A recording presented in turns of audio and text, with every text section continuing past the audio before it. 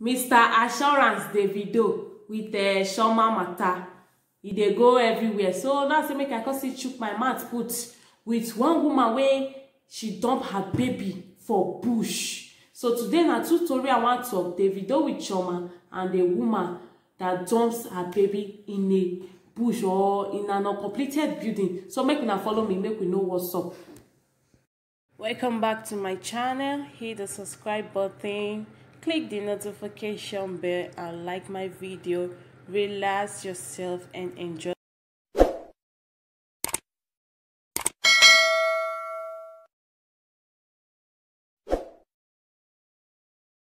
Hello everyone, welcome back to my channel, Friday Charity TV. I greet you with your time. If you haven't subscribed to this channel, what are you waiting for? Please hit the subscribe button, click the notification bell so whenever I upload video, you'll be notified. If you have subscribed already, God bless you. Wetin Davido dey do Chioma, e no just fair at all. You know say you no wan fair marry the girl, you no go let her spend this much time with you. So then she can't even born for you. Ha! Now wow. All these our celebrities. I talk about una that the other day. All these our celebrities self. What they do no good. How one boy? How many girls go you born for one boy? One boy. And all these our guests. Una no why you use here celebrity. Even though the celebrity no even talk to una, maybe he no even walk up to una self. Una go want meet am, may una even touch am because na celebrity. If una see boy wey serious for una, wey ready to marry una no go face that one no, because una don dey friend one celeb. I no understand though. Some of these our girls e get the way una say they behave, wallahi. E get the way una say they behave. Make una see they respect una self so that all these celebrities go they respect una. Now so if celebrities come show now for this side, you go see the way girls go they do. They go want just go shock that celebrity. They go want just enter the celebrity body. I no understand. Una see they behave una self. All these our guests. I want to say Chioma na wise girl. Before when they sing assurance, assurance, I give my baby assurance, give my baby assurance, Davido, where your assurance?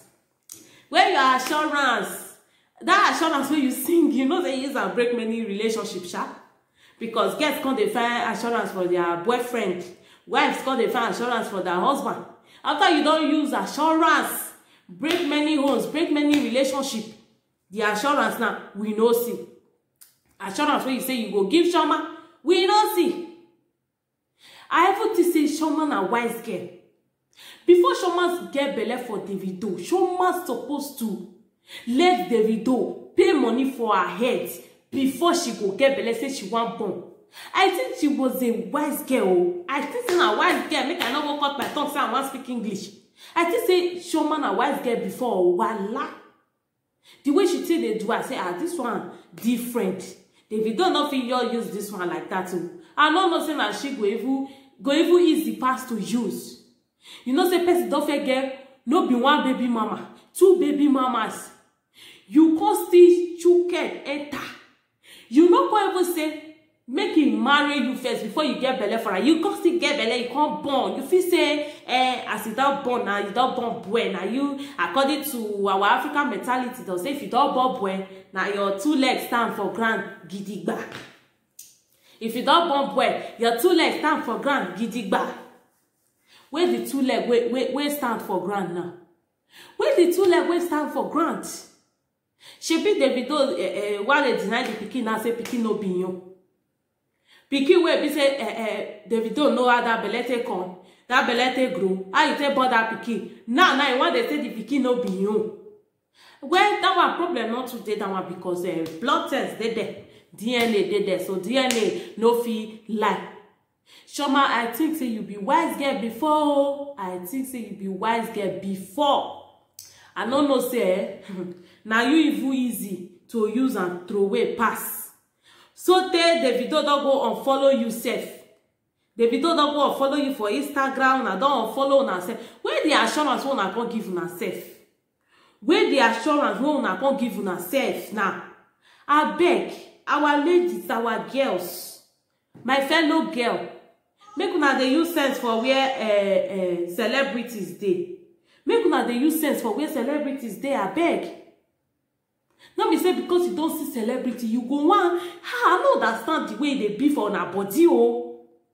Fine. We know say you and Davido don fair the date way back. Later, you come back to Ram. You come back to you, abi you come back to Ram. No, no, it happen. Okay, now don't fair the date way back.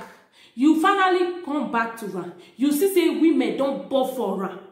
You know coffee say if he really love you, say now you want marry, make he go pay money for your head before you go say may you marry am. Before you go say may you born for am, say may you marry am. Before you go say may you born for am, you for say may you go pay money for your head, una for marry. People go know say Chioma different though. You know different from the other baby mamas. So you know you're different from the other baby mamas. So no, I want to settle now. I also say make I call shook mouth for the matter today. I still get another story more. Go to the second story. Hey, now what for some mothers? So some mothers, where be say una dey heartless. Some mothers dey heartless. Speaking when you go just carry for belle, come born, you go come get mighty harm that baby. You go get mighty what? Go through with the pikin. You don't feel born that pikin. God don't give you strength to born that pikin. Carry that pikin for 9 months. Give you strength to push that pikin out. Then you don't born and finish. You can say you want to go through where? Wetin happen to orphanage home? Wetin happen to go churches? Go people dey where they find pikin. I see that one that the way that they show for everywhere. I no want just make video about am because the video don't too go viral. Where be say she be one go have my own pikin for inside bush for church. Everybody go hear about this story now. I come across this one today. Oh, if you see this fine baby with this woman, where we don't know go through way for inside bush, lovely baby boy, newborn baby, where she go through way for inside bush. You will get might pikin where you born. You will get might go dump am. People dey where they find that pikin. Ah God, oh, our God is too merciful, sha. Our God is merciful. We be say some people they get money to trade that pikin. They even they find a special child. That people that they call those kind of pickings themselves. Where they go get, but they no see. They also they find the one way get one leg, one hand set, where they go even get. They no see. But the ones where no want and they see am. Ah God though. Now they see am. When you can't have it all. That is it. Now wait till I don't come reason be that say one person no fit get am all. You no get how you will say you complete. You no fit complete, finish. You must still get one thing where you dey lack. Now wait till I come got to understand and take for this life. Yes, you must still get one thing where person they lack. May God not let us lack anything in Jesus' name. Oh, not be anything serious like that. At least if some people get back now, they know they get front. Hell, now understand. Now all those kind one like they talk about. Some people get front, they no get back. When people say some men good. They're very nice, but they know they see good woman marry. Some women they're good, they be wife material 100 yards. They know they see good man marry. Now it just be so person no fit get them all. But at least even if you no fit take care of that pikin, not be the one where you go through where for bush. Go abandon the baby. How we say people not come to the rescue of that child? Do come find baby like that. Cute baby. When they say people they find pikin, they no see you born. You can say you want through where. Make I play the video. Make una listen. I no fit put and join my video so, but I could just play and make una listen to the voice.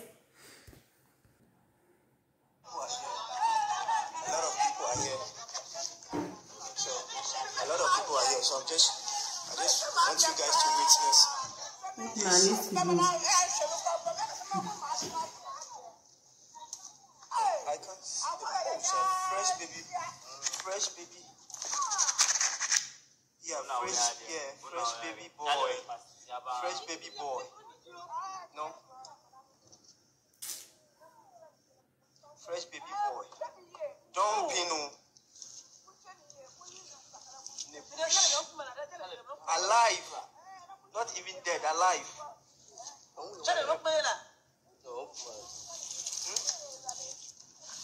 Fresh. See you. Alive. Fine, baby. Look at this. Alive. In the bush. In the bush. Oh, no. And I was dumping at the bush. Look at all this. Look at all this. You know, look at all this. What will know?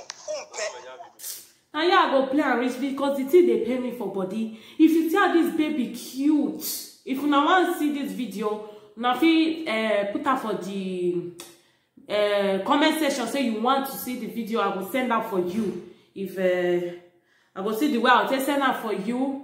So, but it's very, very bad. It's very, very bad.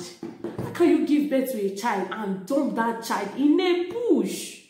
Ha! Some mothers get mind, oh. Some women get mind. I don't fit think of anything where go harm my child or my children. I don't fit think of an at all. At least, if you don't think not fit take care of the pikin, maybe I don't know, I don't know the reason why that woman dumped that baby. But no matter the situation you are in, God will still see you through that pregnancy. He will still provide for you. He will still provide for you. If you consider say you not fit at all, or maybe you don't want pikin, you want to enjoy your life. Some girls they will be say they don't want born at all. They don't want born. They don't want lose shape. They just want they flex their life. They go. They don't want. According to some girls, they go say pikin has stress to them, a problem to them. So if you be that kind of girl, you know what born and you go get belly, maybe you try to remove and you know bring comot. You go born now. Find people where be say they find pikin. People they will be say they find pikin by all means, by all costs, but they no get. They no see. You go find that kind of family. You go give them the pikin. You go know say you get pikin for so place. The pikin they there. The pikin they there. The pikin they alive. It's better than you go to the bush and dump the baby. What if something bad has happened to that child that day? Before people come find her, you think say God go ever forgive you? Even dump that baby there.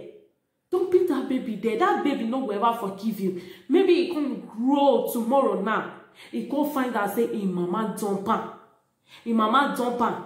Which mind if he say me they think about that in mama? He go like to see that in mama. And many of these girls they will be saying they will don't grow, they don't even old. They no go see another pikin born. They no go say another pikin born. They go say, hey, enemies, so they worry them. They are village people. You don't know now wait till you do years ago. Now you they face the punishments put. I know of one woman will be say they our area that time when I did Africa. This woman don't old, but she no be see pikin born. No matter how many men when she marry, so the men they go divorce her because they need children. Not only God know what she don't do in the past. Wait, be say if they hurt her now in the present. Sometimes that woman go just they cry. You know go know why she they cry. If you be saying now what she don't do in the past. If you dey Europe here, maybe you can't get belly, you can't born, you don't want the pikin. Carry and go Africa, go give your family. You go know say you get pikin somewhere. You go know say you get pikin somewhere. Carry and go there, go give your family. May dey with your family. Or 5 people give. 5 people give. I still know about one girl where people say they want collect, government want collect a baby here that day. You know, say if government want collect person pikin now, they would they fear and all that. So the girl no want me they collect the pikin. But she has said the way she did they do the pikin said now want make government collect her. She no just need that pikin at all. She know the morning till night, she no go fit put water for that pikin body, make baff am. She no go fit give that pikin better food. Pikin go cry. If you see pikin, no even be like pikin wey dey born for Europe, wey dey Europe. One of her friends come tell am say, you no fit take care of this pikin. Kukuma give government. Kukuma give them, make they carry the pikin, make they take care of the baby, because you no fit take care of am. You no fit. It no matter say you as a parent, you must get heaven and earth before you fit take care of your pikin. No. You know me say you must get everything before you fit take care of a child. Now the way you take maintain that pikin, now they go say they take care of that pikin. Some people they will be say they are there with their mama or there with their children. They drink only garri. You no go know say na garri na they drink. You no go know say na garri. Some people they will be say they where their children carry task clothes. You get where they call carry task for Europe. I don't know where una dey. People where they different parts of the world. I know some they watch me. You get where they call carry task. You fit go there, collect baby clothes. Even sometimes you fit meet baby pampers, baby food, and not that for them. Anything you fit meet for them. Some people they will be say now that kind of place that they collect things, they train their children. But if they not tell you, you no go know the way they go take maintain that their pikin, the way they take maintain that their children. If they not tell you say na carry task clothes those children they wear, you no go know. Some people they will just get money to buy marker. You get clothes where they see they call marker for their children. The way they everything they do their children, the way they take they dress them with that marker clothing, you go say na Chinese in that they wear, or you go say na carry task for the carry clothes. So it not really matter saying you must get heaven and earth for you to fit take care of your pikin. Now the way you take handle your child, the way you take maintain your child, the way you take maintain your child, now matters a lot. I get a friend where be say this girl, she know they use money buy clothes for herself, but if you see her baby, that baby know they lack anything. That baby no dey lack anything at all. She's a single mother. She's taking care of that child herself alone. But if you see that baby, it go be like pikin wey be say mama and papa dey train. She no dey let the pikin dey lack anything. She fit use her last kobo buy something for that baby, but she go dey like that. Anything she see, she eats. Anything she see, she wear. Now so mothers supposed to behave. So mothers they will be say they take care of their self past their children. Yes. Some mothers they will be say they like sweet mart. Money where they'll fit buy baby food or baby pampers or baby clothes. They go use and shop sweet mart, finish, they go use and drink, they go use and go club, use and go different place. Pikin go day like that. Then if government want to carry that kind of pikin for their hand, they go they cry. They find platform where they want go. But they talk say they not do anything no. That it can vex me if they say they not do anything. Because they not feel wake up one morning say they want to carry your pikin. They not feel wake up one morning just say they want to carry your pikin without you not do anything. Now the way you say they do that pikin, maybe the way you say they do and people they look you. People they look you. If you be that kind of mother way be say you get pikin, you they always like live with person, they go club, you they always like live with person, they go different places. Sometimes a week. Mama no go come check a baby wey keep with person. Sometimes 2 weeks, you no go know how that pikin take feel. You no go know how to take feed for Europe here. Una dey the same Europe, not be say you carry her go Africa now. Someone that they try maintain una children. One that they try, and if you no fit, you no fit at all. You just say pikin na bother to you. For you to go throw away that pikin or for you to go harm that baby, the way this bad mother they do so, you go just give who go fit take care of her.